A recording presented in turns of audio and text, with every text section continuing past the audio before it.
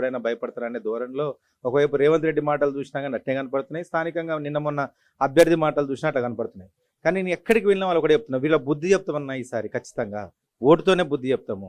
సరే వాళ్ళు అంటుండొచ్చు, మేము ఆ ఓటు అయితే మేము వేసేది వాళ్ళకి కనపడదు కదా, ఖచ్చితంగా కారు గుర్తుకే వేస్తాం, వాళ్ళు ఖచ్చితంగా బుద్ధి చెప్తామని పెద్ద ఎత్తున ఒకరు కాదు వాళ్ళు ఇంకెంత అంత నీచంగా మాట్లాడుతుంటే వీళ్ళంతా ఖచ్చితోటి రగిలిపోతున్నారు ప్రతి ఒక్కటి కూడా. ఇంకోటి ఏమవుతుందంటే కంటోన్మెంట్ ఎలక్షన్ ఎంపీ ఎలక్షన్ టైంలో రావడం, అప్పుడున్నప్పుడు వాళ్ళు మా దగ్గర తెలంగాణ వ్యాప్తంగా ఏదైతే 6 గ్యారెంటీల పేరు మీద మోసం చేసి 100 రోజులని అడిగిరో, కంటోన్మెంట్ సమయానికి అప్పుడు 100 రోజులు పూర్తి కాకముందుకే మనకు కొన్ని ఇట్లాంటివి జరిగినాయి, ఇంకా టైం ఉందన్న ధోరణితోనో ఇంకోతో వాళ్ళు ఇంకా అబద్ధాలు చెప్పి గెలవడం జరిగింది. ఇక్కడికి వచ్చేసరికి 2 సంవత్సరాల నుంచి మా 6 గ్యారెంటీలు మాకు ఏంటంటే చేతుల రూపాయి లేదు, ప్రపంచ బ్యాంకు దగ్గర ఏ బ్యాంకు దగ్గర పోయినా నన్ను ఎలగొడుతున్నారని చెప్పేసి స్వయాన ముఖ్యమంత్రి చెప్పిన తర్వాత ఈరోజు మాకు ఇంకో 1000 హామీలు ఇస్తే మాత్రం నెరవేరుస్తాడని చెప్పి నన్నే ఉల్టా ఇక్కడ ఎవరిని అడిగినా అది చెప్తున్నారు.